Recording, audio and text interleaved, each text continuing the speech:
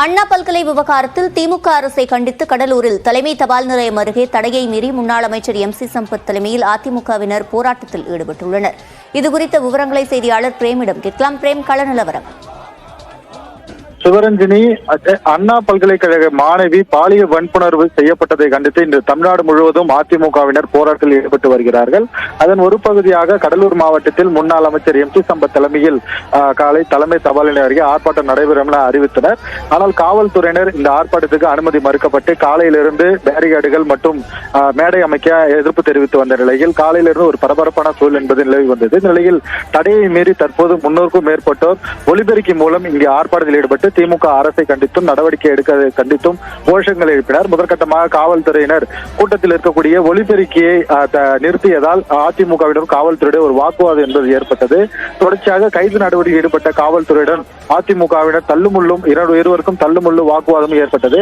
அதனை தொடர்ச்சியாக அதிரடியாக அனைத்து அதிமுகவினரும் காவல்துறை கைது செய்த உடனே அதிமுகவினர் காவல்துறை கண்டித்து கோஷங்கள் எழுப்பியதோடு முன்னாள் அமைச்சர் MC சம்பத் தலைமையில் நடைபெற்ற 300க்கும் மேற்பட்டோரை குண்டுகட்டாக காவல்துறையினர் கைது செய்து வாகனத்தில் ஏற்றினர். அதிமுகவினர் போலீசார் வாகனத்தின் முன்பும் சாலையிலும் போராட்டத்தில் ஈடுபட்டதால் இங்கு பரபரப்பு ஏற்பட்டது. கடலூர் புதுவை சாலையில் இந்த போராட்டம் என்பது நடைபெற்றதால் சில நேரம் போக்குவரத்து என்பது பாதிக்கப்பட்டது.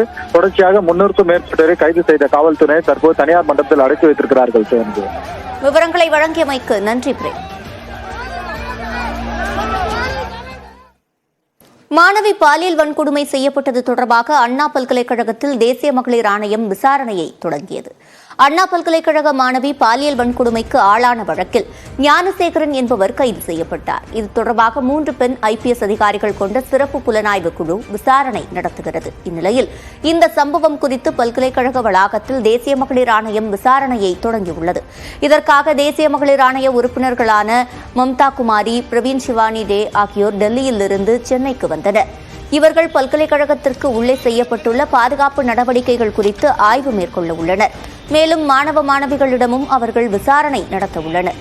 ஏற்கனவே இந்த வழக்கை தானாக முன்வந்து விசாரித்த தேசிய மகளிர் ஆணையம் பல்கலைக்கழக வளாகத்துக்குள் சரித்திர பதிவேடு குற்றவாளி ஒருவர் எப்படி நுழைந்தார் என கேள்வி எழுப்பியிருந்தது. இதுகுறித்து விசாரணை நடத்தப்படும் என தெரிகிறது. ஆஸ்திரேலியாவுக்கு எதிரான பாக்ஸிங் டே டெஸ்ட் கிரிக்கெட் போட்டியில் இந்திய அணி தோல்வியின் விளிம்பில் உள்ளது. மெல்பர்னில் நடைபெற்று வரும் இந்த போட்டியின் முதல் இன்னிங்ஸில் ஆஸ்திரேலியா 474 ரன்களும் இந்தியா 369 ரன்களும் எடுத்தன. 105 ரன்கள் முன்னிலையுடன் இரண்டாவது இன்னிங்ஸை விளையாடிய ஆஸ்திரேலிய அணி மேற்கொண்டு 234 ரன்கள் சேர்த்து ஆல் அவுட் ஆனது.